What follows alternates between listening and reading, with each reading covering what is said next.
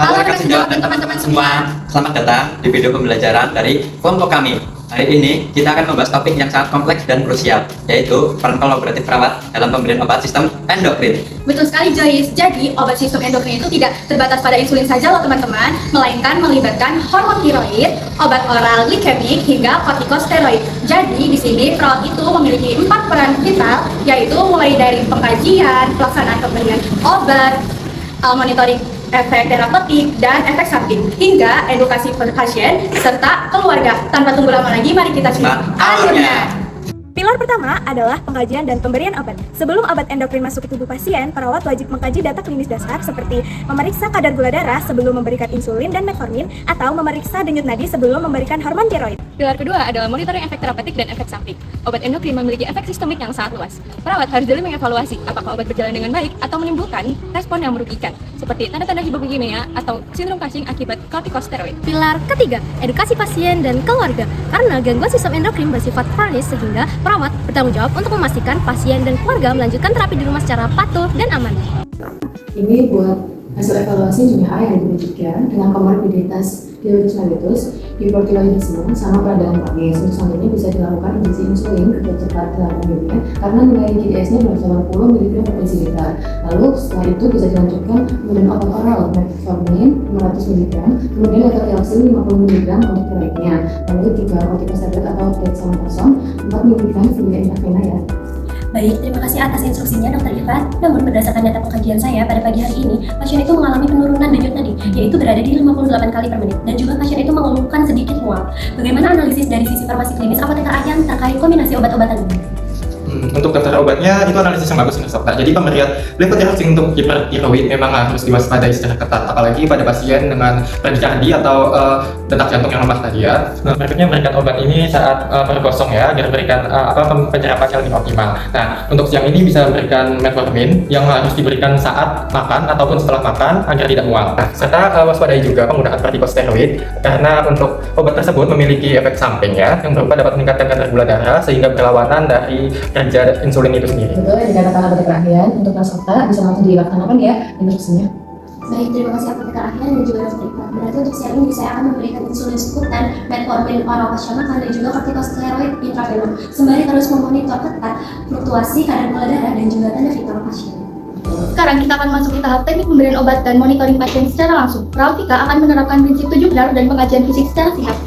Saya bertujuan terlebih dahulu ya Ibu. Ibu, siang Ibu. Sebelumnya saya Dian Prawastika yang bertugas di siang hari ini dari jam 1 sampai jam 9 malam nanti. Nah sebelumnya saya izin untuk mengecek gelang pasien Ibu ya Ibu. Sebenarnya Ibu bisa mengatakan nama dan juga tanggal lahir Ibu. Permisi ya Ibu.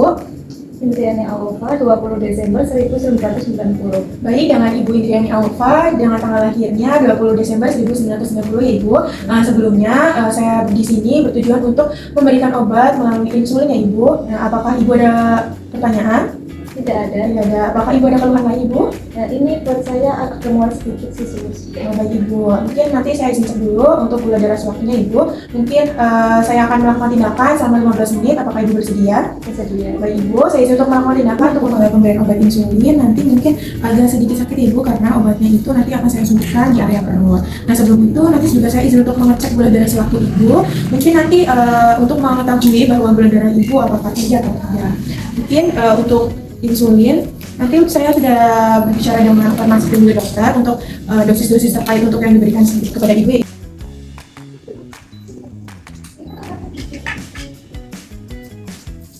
Ibu, saya izin untuk meminjam tangannya.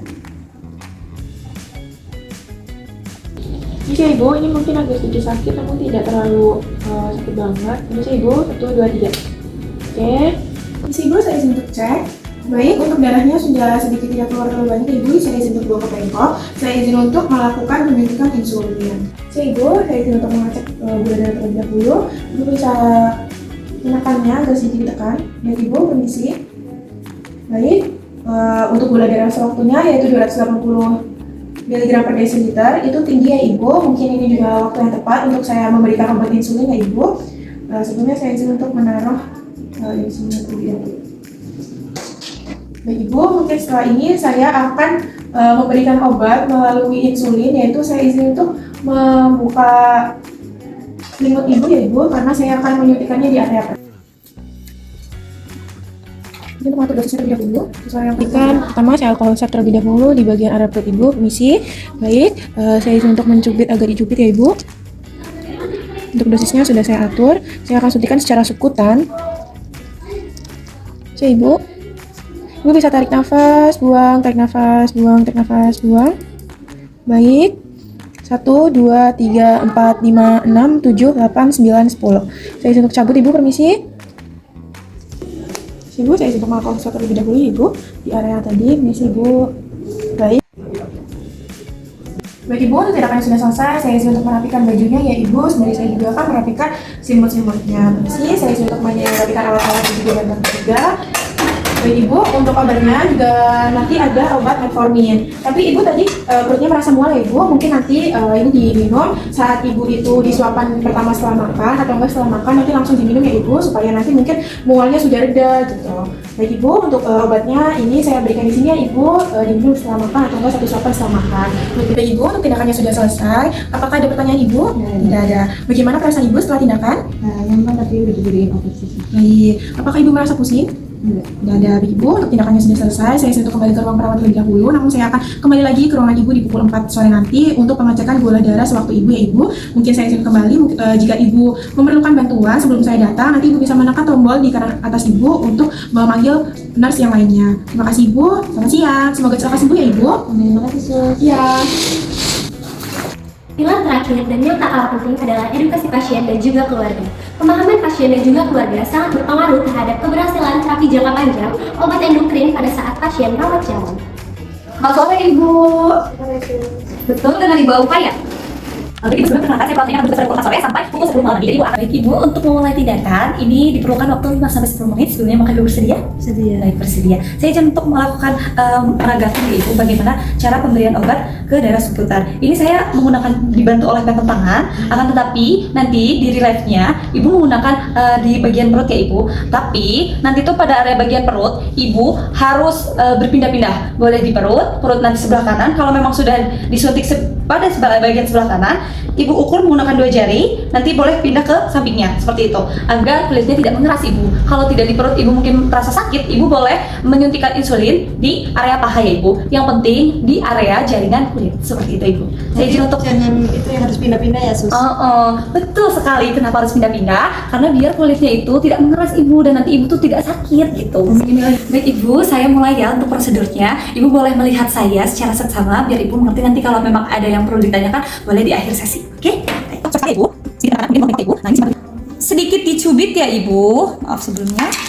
Sedikit dicubit pada area penyuntikan. Ini boleh pada area paha, perut, ya. Nah, kemudian Ibu boleh tarik nafas ya Ibu. Ketika jarum akan dimasukkan ke dalam kulit, Ibu boleh tarik nafas. Ini untuk sudutnya ada di 45 derajat, tarik nafas Ibu.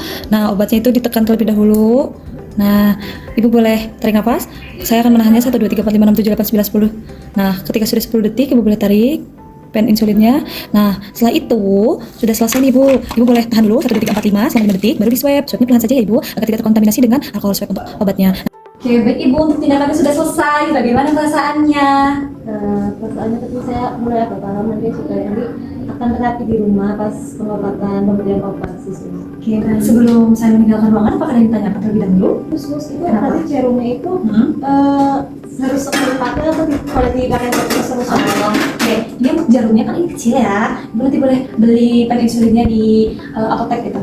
Ada kok Ibu. Nah, untuk jarumnya ini Ibu boleh ganti. Nanti diputar seperti ini. Karena jarumnya itu kan sekali pakai Ibu, tidak boleh menggunakan jarumnya berkali-kali. Takutnya malah nanti Ibu kena infeksi seperti itu. Nanti Ibu ganti menggunakan jarum yang baru seperti itu Ibu. Nah, kalau memasang seperti ini seperti itu Ibu. Apakah paham? Oke Ibu, nanti saya akan kembali lagi ke sini untuk memonitor bagaimana kondisi Ibu, apakah nanti ada perubahan atau tidak ada fokus malam nanti. Seperti itu. Nanti jika sudah tidak ada yang ditanyakan, Ibu boleh memencet bel berwarna merah di atas bed Ibu. Barangkali ada yang ingin dibutuhkan seperti itu. Mari Ibu, semoga lekas sembuh. Demikian video pembelajaran dari kelompok kami mengenai peran kolaboratif perawat dalam pemberian obat sistem endokrin. Perawat bukan sekedar pelaksana tugas, melainkan manajer asuhan yang mengkaji, memberikan, memonitor, dan mengedukasi. Semoga bermanfaat. Salam sehat, salam sejawat.